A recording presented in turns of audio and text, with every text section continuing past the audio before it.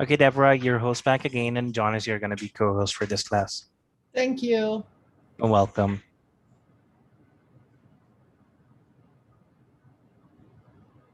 Hey, John. Hi, John. So, John, when we go through this, and anybody who might have anything in the chat, I just want to welcome you to go ahead and say, "Excuse me, Deb, I have a comment in the chat, or I have a question in the chat." As it comes up, that's fine with me because that way I won't miss something. I kind of get a lot of things, a lot of irons in the fire, literally here. So it's best if you can just say, "Hey, there's somebody here who wants to say something." That's fine. And you're always welcome to unmute yourself and talk at any time. So I think that's part of the social aspect of this platform. So feel free. And I'm doing fine. How are you doing today?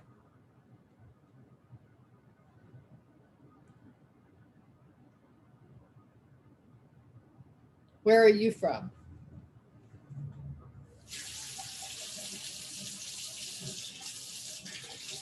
Pakistan. Okay. What time is it in Pakistan? Oh, here comes my folks.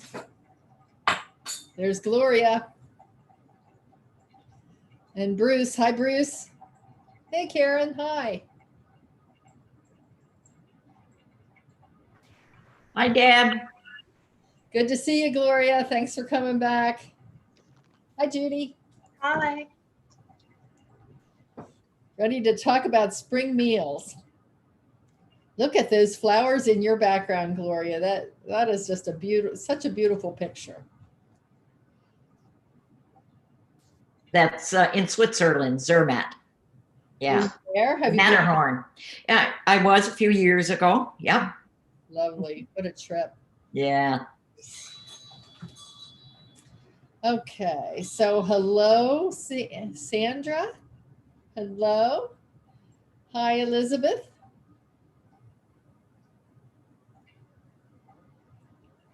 We'll just give it a minute or so here.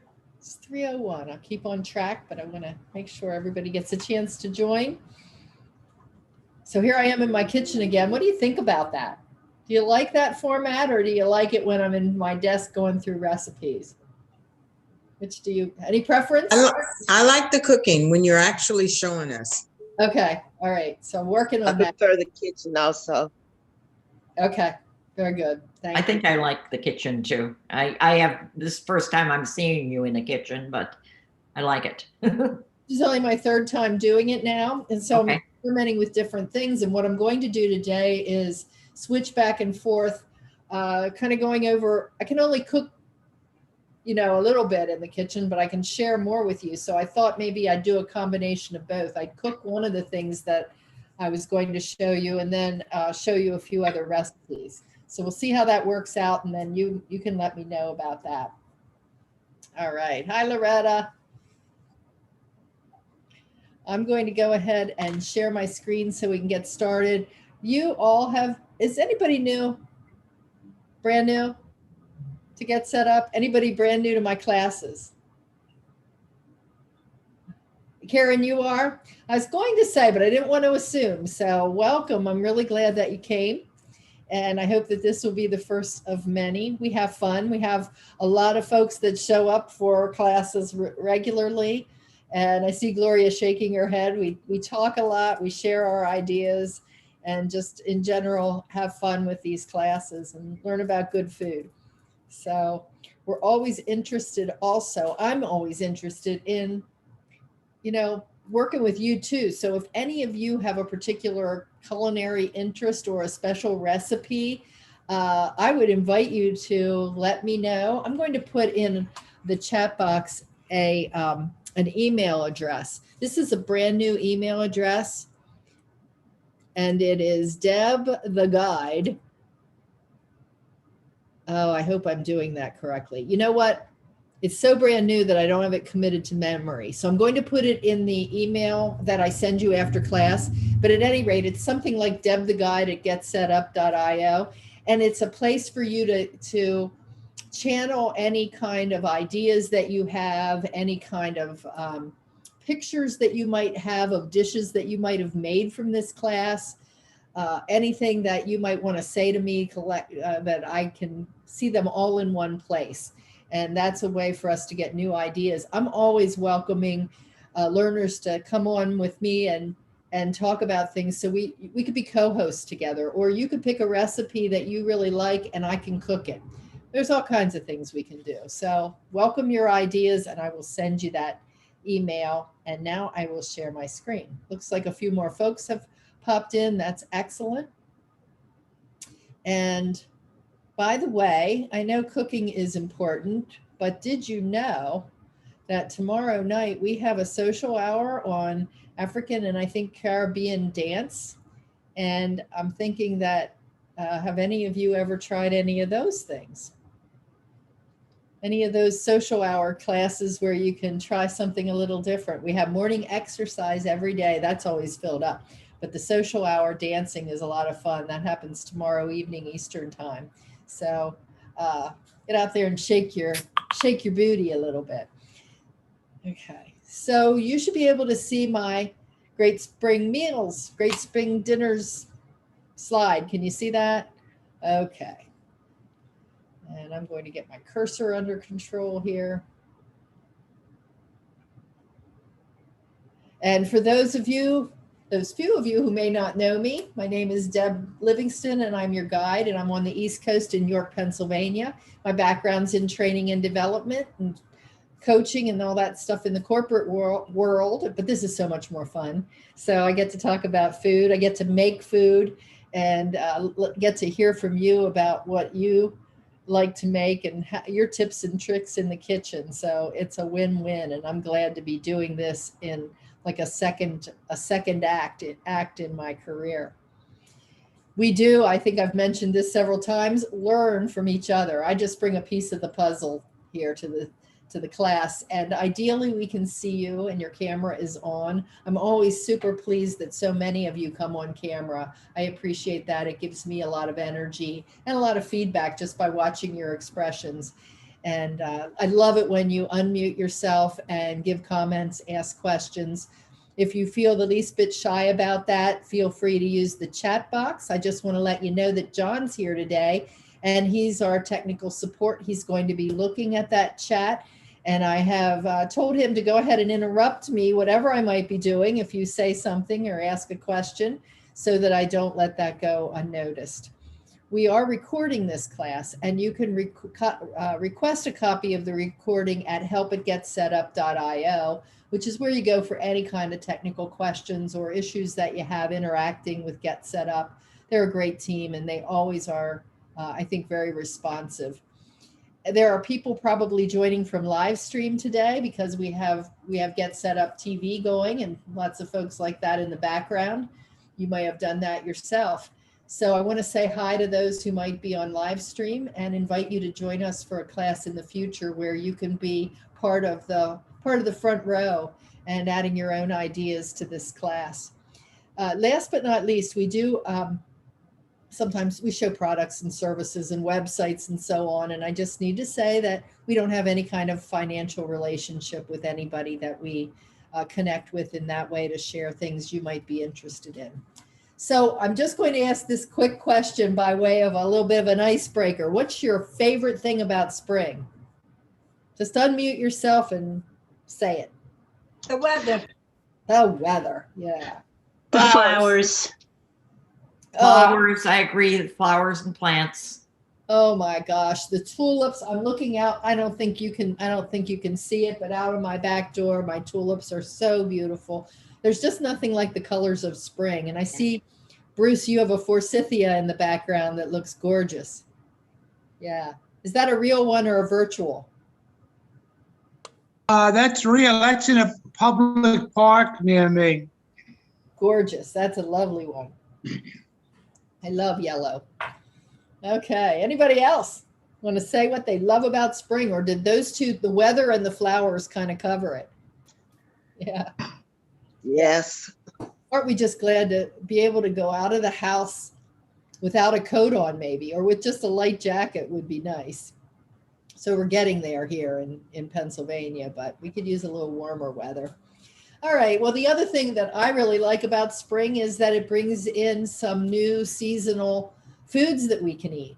You know, in the olden days when we didn't have all this shipment of vegetables and fruits all over the world that we got instantly in our grocery stores, pantries were sort of getting pantries and larders and root cellars were getting a little slim, and you might have some wizened up carrots and potatoes and a few things like that, but there wasn't a whole lot of fresh going on. And so this marks the end of that dry season and the beginning of some vibrant new growth and new vegetables and fruits for us for the season.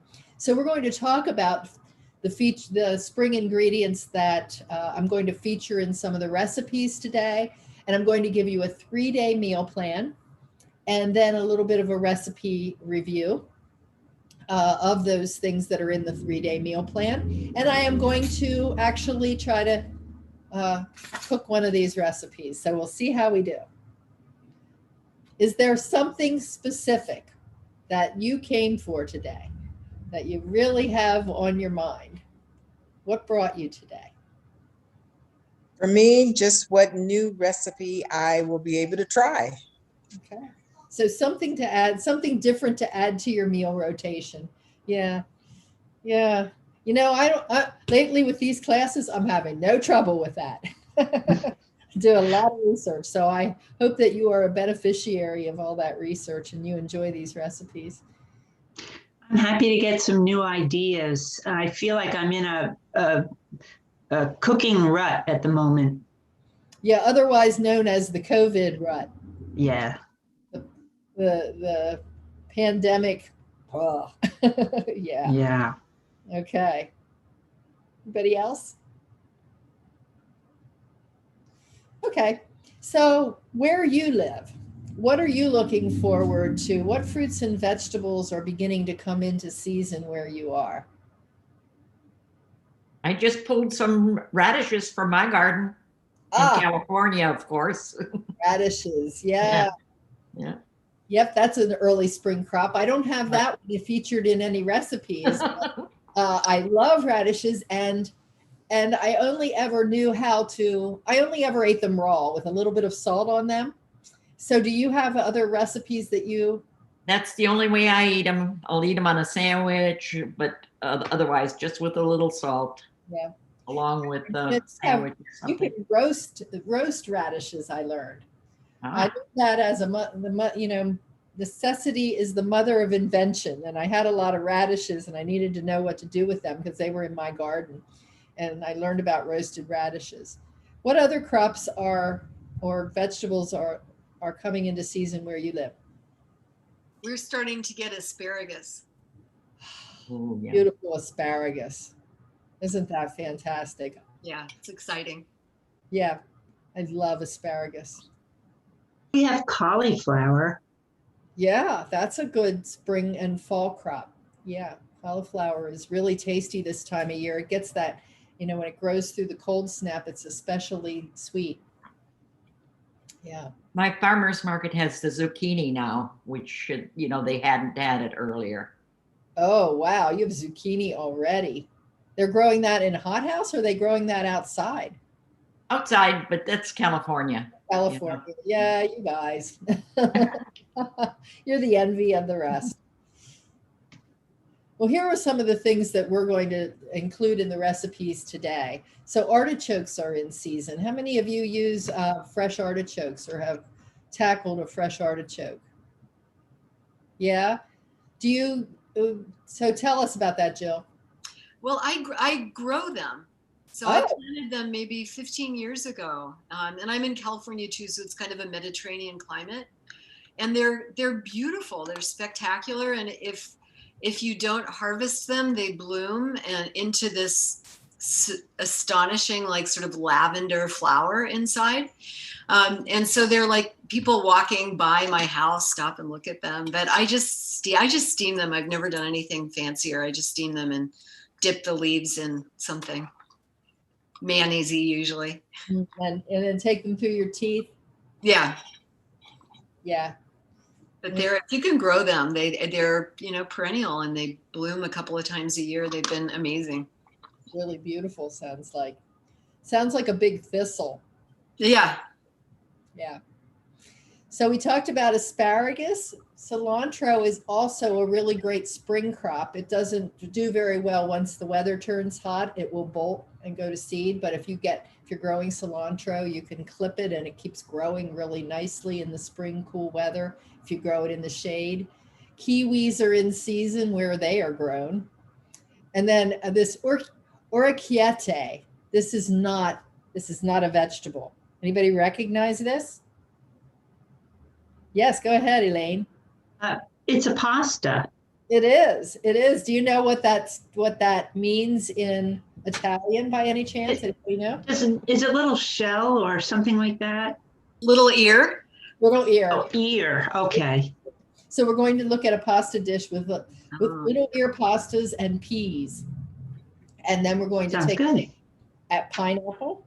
Pineapple is actually in season in Hawaii right now. And I learned that I could get a pineapple from Hawaii within 4 days. It's pretty amazing.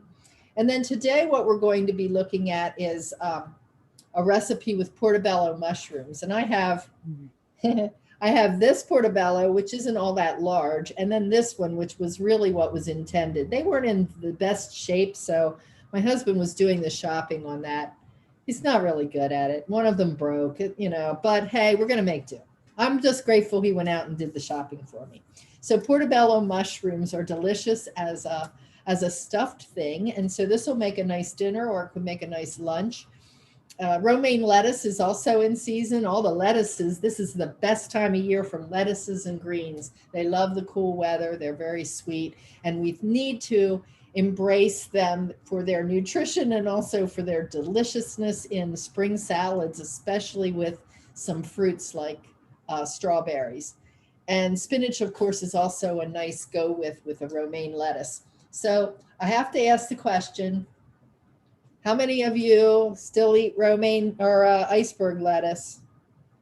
Mm-mm. Okay. I'm going to ask you to start combining some romaine and do you combine romaine and spinach into with your iceberg lettuce? Awesome. I know that iceberg has a nice crunch to it. I just wish it had more nutritional value, but yeah, it's there, and it's a lot of water, so it's got that going for it.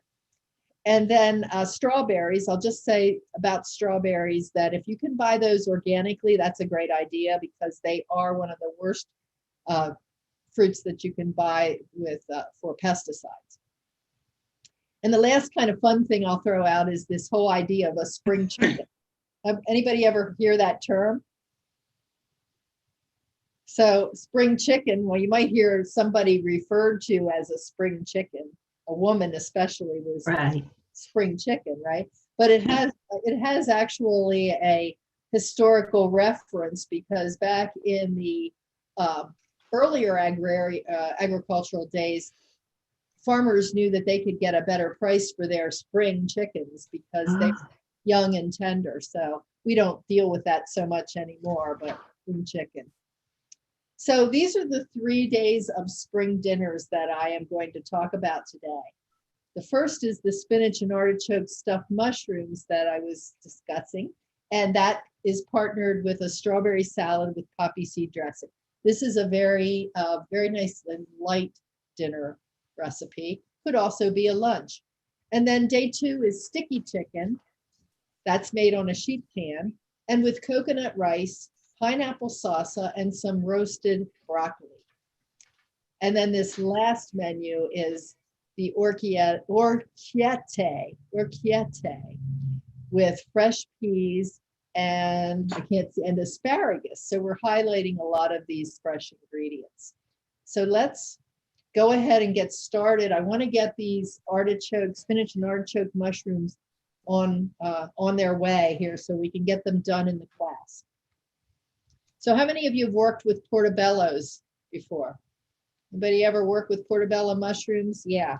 So you might know that when you are working with them, have you ever removed the gills? Yes. Okay, and how do you do that? just take the knife or take a spoon and scoop it out? Yep, we're just going to take the spoon and take those gills out of there.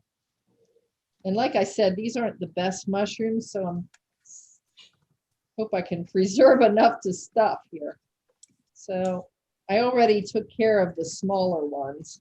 Realized I didn't have enough, so we get a couple more. So yeah, we just, and if there's a stem, you cut the stem, remove the stem as well. So we just take those gills right out of there.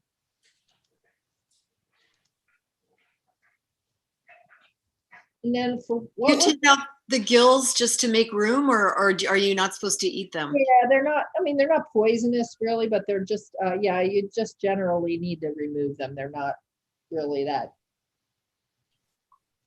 good. But that, yes, it is more, maybe more so even for just making room. Okay. So what I'm going to do now is stop sharing this for one. And I'm going to get to my recipe so I can follow along with the recipe.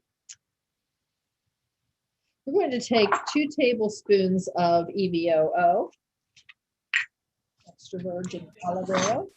We're going to get these recipes, right? Oh, yes, thanks for asking.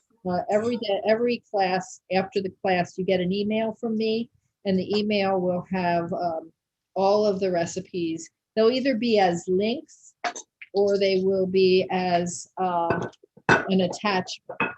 So this is 2 tablespoons of EVOO and a teaspoon of garlic powder, but we're going to divide that. So we don't use all of the garlic powder in the oil. We only use, it doesn't even say what we use. It just says divided. How odd. I didn't notice that before. So you know what I'm going to do? I'm putting the whole teaspoon in because one cannot go wrong with garlic on that mushroom. I did it before this way. It was delicious. And then a half a teaspoon, or in this case, a quarter teaspoon of pepper. And a little bit of salt. Honestly, they get down to measuring salt in 1/8 of a teaspoon. And at that point, it's a little tedious for me. So I just do a little pinch, put that in there.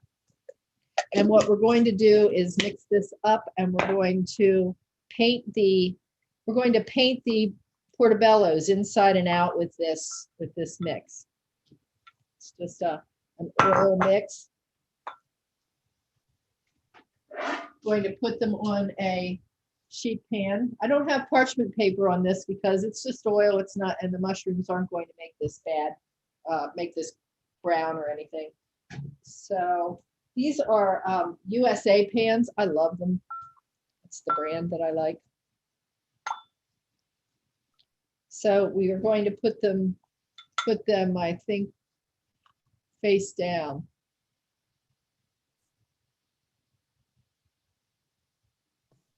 They don't even say what you should do there, so it doesn't really even matter.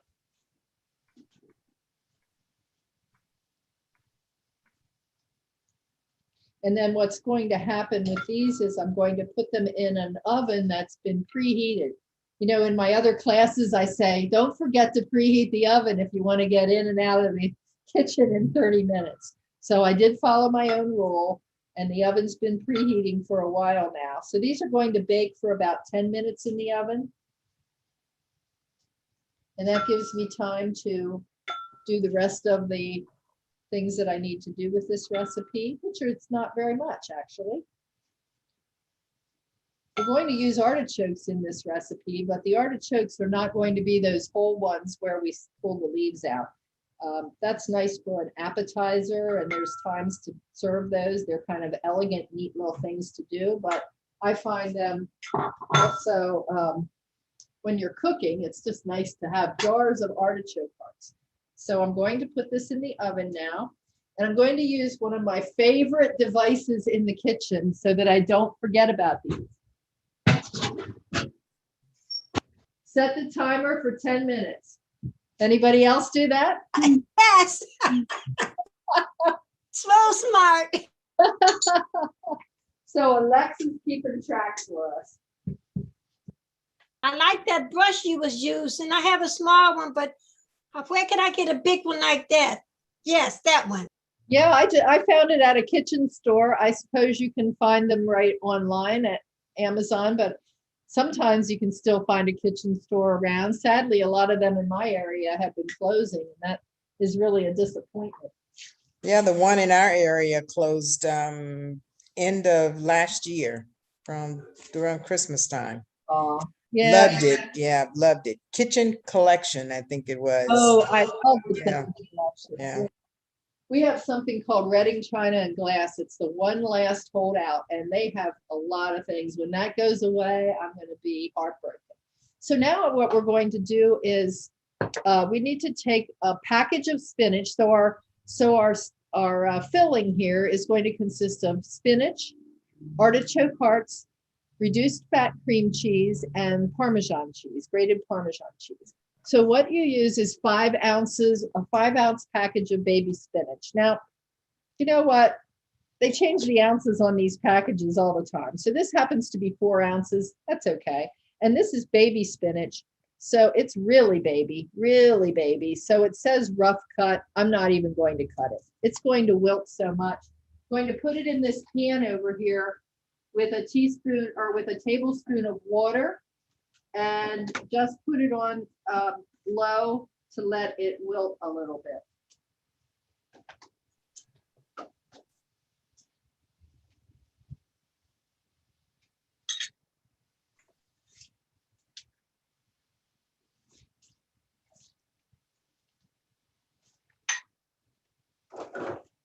I have one of those stoves, the infrared. Anybody else have that? Stovetop?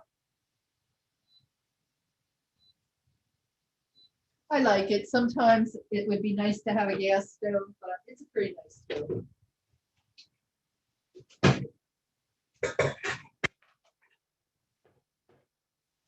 All right, so these are the artichoke hearts that I'm using. You can buy artichokes just in water, which is what these are. And that's what I think you want. You don't want marinated artichokes. They come in oil with a more of a tart taste. But we just want the plain artichoke hearts. And what I'm doing here is emptying the jar and letting it drain, but I'm also giving it a good squeeze. I'm giving these a good squeeze to get the extra moisture out. But you don't want your artichoke filling to be runny or soggy. So it's really squeezing these. And then I'm just going to put them on the cutting board and rough chop them. And again, this is one of those that calls for a 14-ounce jar. This is a 12-ounce jar. So I'm going to make do. But then again, my Portobellos were supposed to be about 14 ounces and they were about 11. So you see, none of this is an exact science. You just make do with the filling that you have. You probably all do that at home. Especially during the pandemic, did you find that you were doing a lot of making do and substituting while you were getting into your pantry? Yeah. What did you find any? Did you find out anything interesting when you did that? Discover some new combinations? Anybody? I kind of had fun doing that, just going into the pantry and using things that I wouldn't have normally thought about to use. It was very creative. All right. So I'm going to put this in the bowl.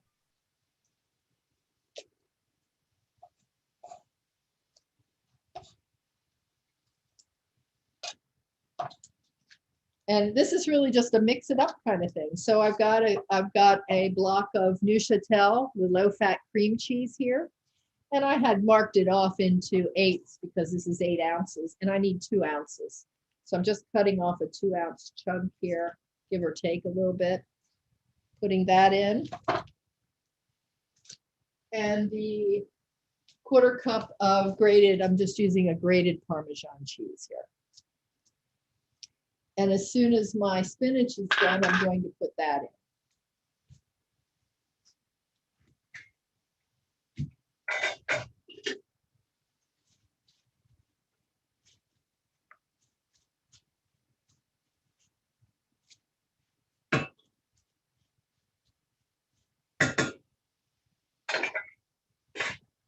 All right, so I'm going to let that kind of do its thing for right now. And I'm going to share my screen again and go back and see if we can take a look at the rest of the recipe that goes along.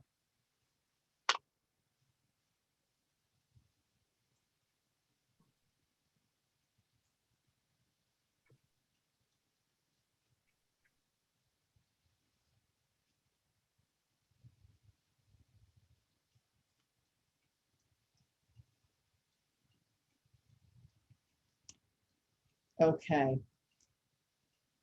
So this romaine lettuce salad is the next thing. And maybe you've made a salad like this in the past. Does it look familiar? Anybody make a salad like this before that has romaine lettuce and a poppy seed dressing? So I like this because it is a little bit sweet and because it does give a nice, I don't know, it's just refreshing and it's just the taste of spring.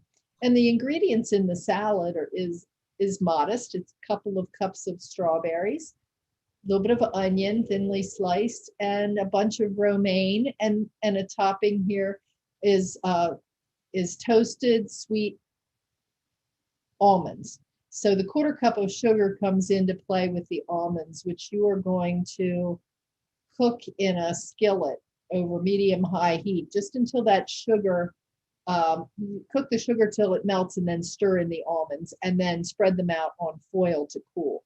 And then they will dry and harden, and then you can sprinkle them on top of your salad. And making the salad couldn't be easier. You're just going to, I'll have to show sometime how I do my romaine lettuce, but you can tear that, you can cut it, but you want it in bite-sized pieces, tossed with onion and the strawberries, and then the poppy seed dressing.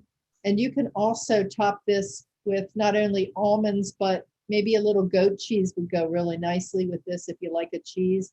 A fresh chèvre would be really nice on top of this. And so the dressing is very easy. It's a 1/4 cup of mayonnaise, a little bit of sugar, 2 tablespoons of sugar. I will often use a sugar, a different kind of sugar, like I've been using this one lately. This is a new one that I picked up. I enjoy it.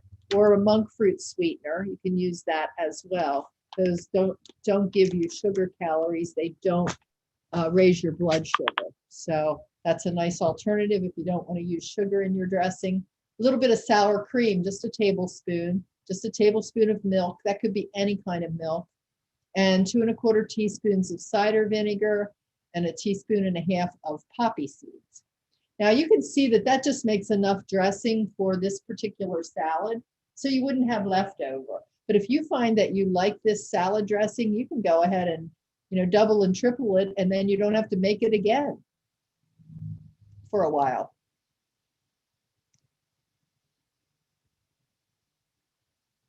Oh, here we go. So on to day 2. I love this. I love this meal. This sticky chicken with pineapple salsa is very, very good. Now, it comes with this pineapple salsa recipe, but I'm sending you an additional one that I like even better. So you can try out either or, but I'm going to show you how to make the sticky chicken first. Also, just a super easy weeknight meal. And doesn't it look good? Yummy, all that brown goodness. And there's the pineapple salsa. The other recipe that I'm giving you has more ingredients and it's a little more colorful, so I like that. But do you see how you're just tossing the chicken, or you're putting this over top of the chicken? Great flavors together. So this recipe calls for boneless, skinless chicken thighs and chicken drumsticks. I'm gonna check my spinach here. So my spinach is finished. I need to take a moment. And my spinach is really dry, you can probably see. If there was water in there, I'd probably squeeze that out a little bit more, but it's pretty darn dry. So I'm just going to go ahead and put it into my mix here. Alexa, timer off. That's my mushrooms. So get those out.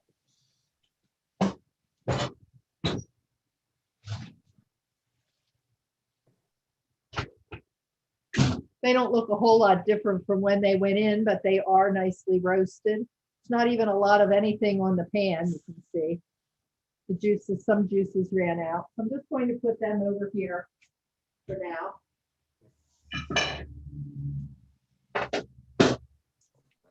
And we'll give that a slight rest. Let me finish this recipe. So with the boneless, skinless chicken thighs and drumsticks, my thought about this is that to make it a really good 30-minute meal, I think I'd probably stick with the thighs. If you really like the bone thing, you like to chew a chicken leg off with a bone, by all means use the bone. The bone-in leg takes longer to cook, so your oven time will be a little bit longer. If you did the thighs, it would be done in probably 20 minutes or so. And so you can adjust some things accordingly, just a thought. When I make this again, I will probably use just the boneless, the skinless chicken thighs. So you preheat your oven to 425 degrees and line your sheet pan with foil and spray it. Now I used parchment paper the last time, but in this case, I think I'll try the foil again because I think it might do something different with the sauce. So give it a try, see what you think with the foil. And I'll explain that a little more as we go here. So you put the thighs and the drumsticks on the sheet and salt and pepper them, maybe a little bit of garlic powder. And then you get the sauce together. And that's a combination of honey, soy sauce, sugar, and vinegar. So you're just whisking that up and brushing it on the chicken, but you're just going to brush it one time, one layer. And then you roast it for probably about 20 minutes if you're using the legs. If you're just using the thighs, maybe after 10 minutes, go back in and brush it again and roast it for a little bit longer, and then a third time. So you're going back in 3 times with your sauce and roasting it each time until you get to 165 degrees. That's when it's finished. And it's caramelizing, getting brown. It's nice and sweet, but not too sweet. It's just enough. And then you remove it and you serve it with the pineapple salsa. And the pineapple salsa recipe is right here. It's just some pineapple chunks with some shallot, cilantro, and a juiced lime and a little salt and pepper. So that's delicious. And it's really delicious with the coconut rice. Anybody ever have coconut rice? So this is cooked just like rice, but it does have a nice mild coconut flavor. And I think that with a pineapple salsa, this gives this whole meal sort of a Caribbean flavor. And so you'll be surprised that this is just so easy. First, you need jasmine rice, of course, and you need coconut milk and you need some sugar. Any of those sugar substitutes are fine, and a little bit of salt. And the way that you make that is to get down to it. Takes 2 cups of jasmine rice, a can of coconut milk, a cup and a half of water, a little bit of salt, granulated sugar, and then the tablespoon of cilantro. And you basically put the rice in the water. Now rinse the jasmine rice in a strainer, a colander, not a colander, but a strainer like this with small holes. Rinse it. You want to get any kind of excess dust and that kind of thing off. And then add the coconut, put it in the pan and add the coconut milk, the water, the salt, and the sugar, and bring it to a boil, and then turn the heat down, make sure it's covered, and cook it for about 20 minutes, and that's all there is to it. And then fluff it up, throw a little cilantro on there, and serve it alongside your chicken. And then you might want to add a little bit of broccoli, roasted broccoli. We've talked a lot about roasted vegetables in our classes here. And so this is another way to serve a green alongside that dish. And I'm very interested to know what you might do. So considering that roasted broccoli here is part of a dish that we've said has a Caribbean theme, how might you jazz this up? This just uses olive oil and salt and pepper tossed with the broccoli florets and then roasted at 420 degrees, 425 degrees for about 18 to 22 minutes, depending on how soft you like it. What else do you think could be tossed into that broccoli mixture to go with what we were just looking at on the menu here? I was going to say sesame seeds. Oh, yeah. I wonder if even a little sesame oil. Yeah. Mm-hmm. Okay. What else? You could put some lemon. Lemon would taste good. I wonder how lemon and a little ginger would be. Mm. Depends on what you like. So you can just experiment with your seasoning blends or your seasoning spice rack. So what I'm doing now is mixing all of this up. And it was kind of nice, just so you know, the Neuchâtel cheese, the cream cheese, you want to take that out of the refrigerator in advance and just let it out for quite a while because you want it to soften, and that makes it easier to mix this. What also made it easier was that the spinach was warm, so the spinach helped to kind of melt it a little bit. So this is what it looks like now. That's the stuffing. And now I'm going to check my recipe. Deb, how long would that filling last?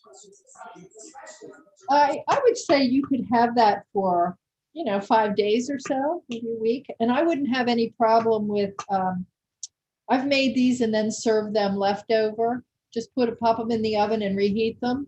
They're nice for a lunch. I'd also freeze them. I wouldn't have a problem, I don't think, with freezing them and then baking them. So now Thank you. My somewhat pathetic looking mushrooms are about to get stuffed. One thing I know is I will have leftover stuffing.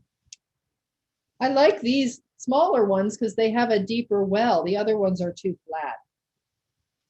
So I'm just going to put it in here and I'm going to heap it up because it's not going to go anywhere. It's not like a cupcake. It's not going to run over. So put plenty of that in. I don't have any extra portobellos, so I'm going to live large here and just fill them up.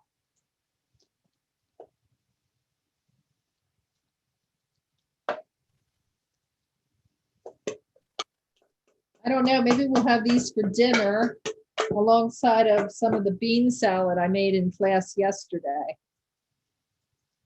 Or the mushroom soup I made earlier. Now that's too much mushroom.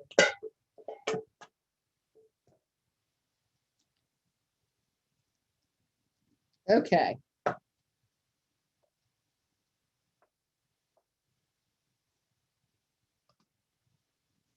So there is a little juice from the mushrooms on the pan, but that's okay. And there we go. And these go in the oven for just 10 minutes.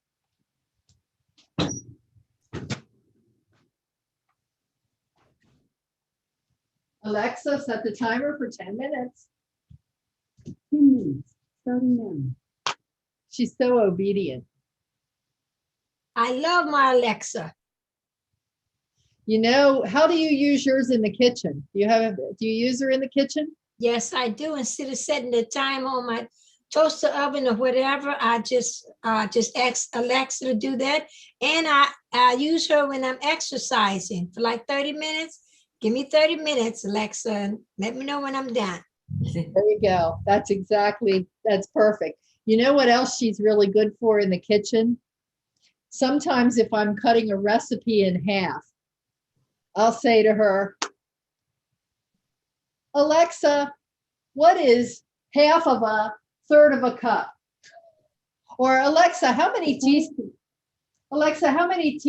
are in a cup? Many of their so-called baby teeth by the time they are 3 years old. She got confused. Alexa, stop. Alexa, is 48 teaspoons. she answered. Alexa, how many tablespoons are in a cup?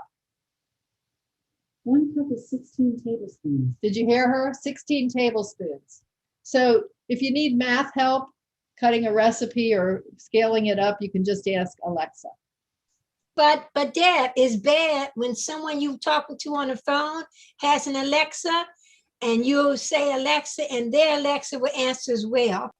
I know, it's exactly. In fact, I keep looking at mine because I think that every time you say it, she's going to respond. So far, she hasn't. I don't know why. Maybe she's getting a little hard of hearing. Anyway, let's look at orecchiette with asparagus and peas. This is really a nice light pasta dish. And you are getting, you're going to cook the orecchiette, the little ears, the orecchiette, in salted water as you would for any other pasta. And then in a skillet, you're going to heat this 1/4 cup of olive oil and saute the garlic in it. 4 cloves of garlic. You're not mincing it, you're just slicing it this time. And after that, it has been kind of sizzling for about a minute, you're going to add asparagus. And what you do with the asparagus is cut it into 1-inch pieces. Now, I don't know about this peeling asparagus. Does anybody peel asparagus? What a waste of good asparagus. Now, Well, I usually take those little sharp ends off because I don't like the way the feel when I eat them. on the sides, you mean on the sides? Yeah. Yeah. Yeah. And maybe that's what they're referring to. So if you're sensitive to that, yep, take those off. And then of course, how do you know where the tender part of the asparagus stem is? How do you know where You take it and you break it, and where it breaks at, where it snaps. Yeah, where it snaps. I just got a big bag of asparagus yesterday from the farmer across the street. I was at the grocery store and I was picking up this bag of asparagus and I thought, asparagus should be really coming in soon. So I sent an email to my neighbor and I said, hey, you have any asparagus? She said, to plant or to grow or to eat now? I said, to eat now. She said, yeah. She said, I'll have it tonight. When the kids come home from school, they'll have to pick it. So I got this just beautiful asparagus. But what I know about this asparagus is that this end is not woody at all. So I'm not going to break this. I'm going to take my chances with it if I have to discard a piece that's woody. But if I broke off all those ends, I'd probably be breaking off a lot of good asparagus. But generally, when you buy it at the grocery store, that's exactly what you have to do. So break it at the point where it breaks naturally. So you cut that into 1-inch pieces, you saute it, and then while you're doing that, this says add the orecchiette to the pasta water. So you're just cooking the pasta. Add the peas to the asparagus and then season with salt. Toss to combine all of that and just cook it for about 2 or 3 minutes. Add these scallions, a bunch of scallions, just the white, well, both the white and the green parts here. And then add 1.5 cups of the pasta water in here. And that is going to help create a thicker sauce for you. Bring it to a boil and let it reduce by half. So that takes maybe 3 or 4 minutes. And when the pasta is done, remove it directly into the sauce. Add the parsley, drizzle a little olive oil over all of it to coat it, and then just sprinkle it with some grated Parmesan cheese. And you can, if you have pea tendrils, you can throw them in there just to make it pretty, but that's all there is to it. It's a very light kind of pasta dish. It's not heavily sauced. Intended to really kind of showcase the ingredients, the spring ingredients. And then use the rest of your strawberries from earlier in the week for this salad here. You can also use your poppy seed dressing if you want, but this one brings kiwis into the mix and just changes things up a little bit.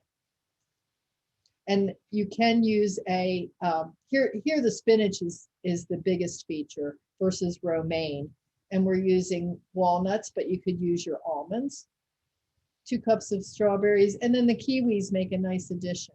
And this is a different kind of dressing: strawberry jam and a little white wine vinegar, a little lemon pepper and olive oil, little seasoned salt. Really easy, easy and light and refreshing recipes. Again, you could put, well, what else would you put on this salad that might speak to your taste? Some walnuts or pecans. Pecans would be really good on this.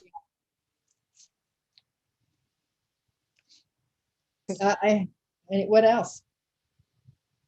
I'd put feta cheese, maybe. I was biting my tongue because I was going to say cheese. Yep. It's waiting for somebody else because I know we have a lot of cheese fans in the group. Yeah, feta cheese would be great.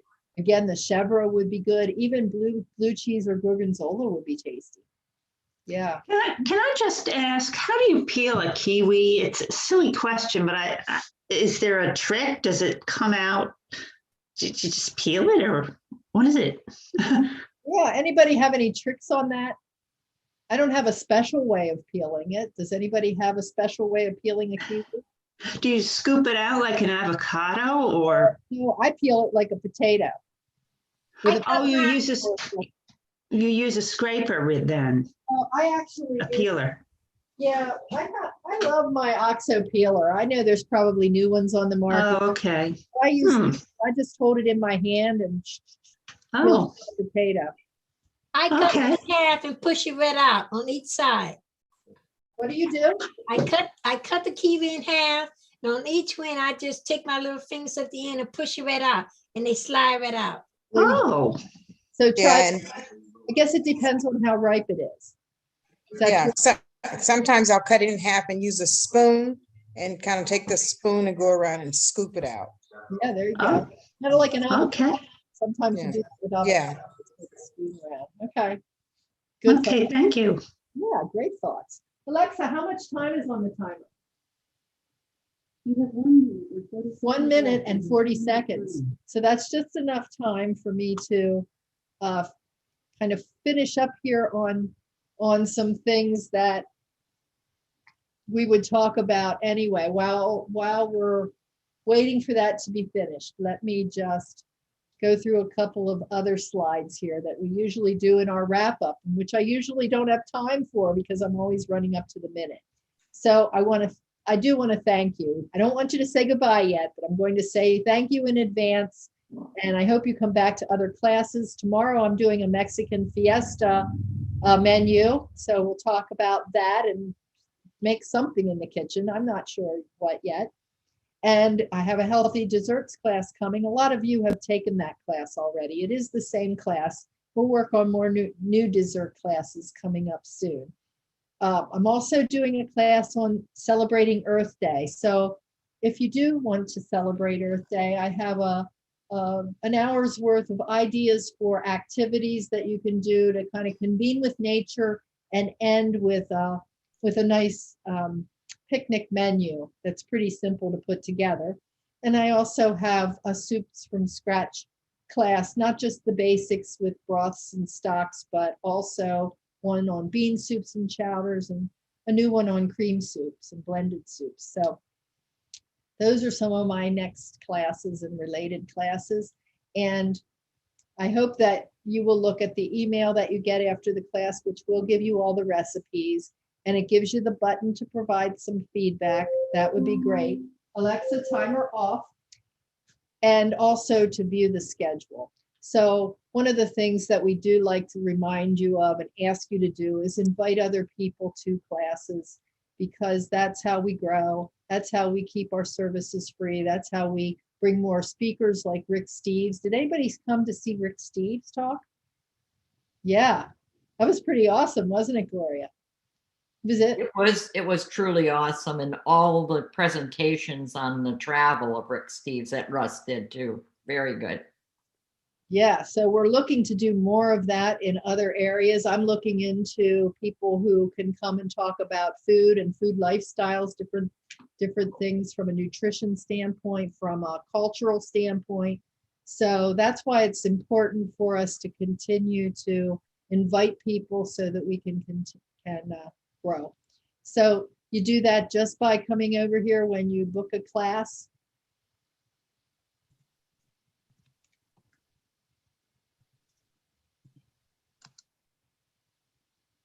Well, I was going to show you that. You can invite a friend right here. So sometimes that's fun, especially for these social times, to get together with somebody else that you know who might have time and enjoy yourselves together. So this smells really good. Smells really good. And they're finished. They don't look a whole lot different than when they did when they were raw, but let me put one on a plate.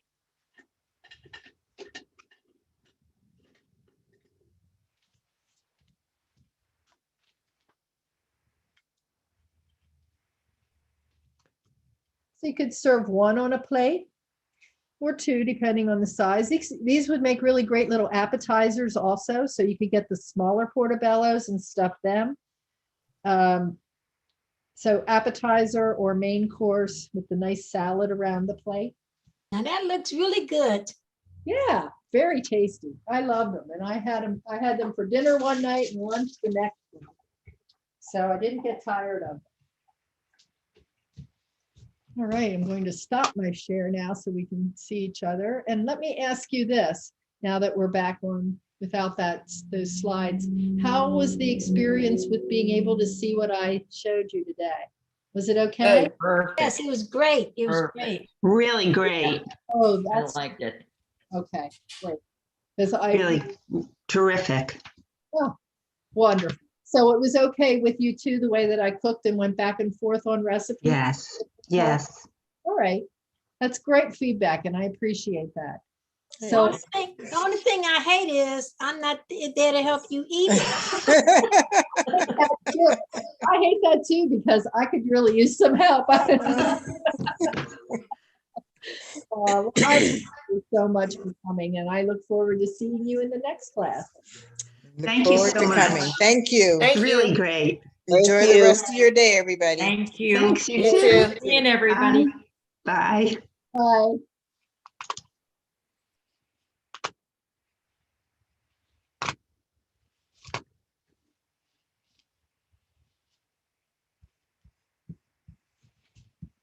There you go, John. Thank you. I guess there wasn't anything we needed to talk about. Is that right? There wasn't anything in the chat. I forgot to ask you. No, everything is fine. I guess they were all pretty much participating when they wanted to, so that worked out. Thank you very much.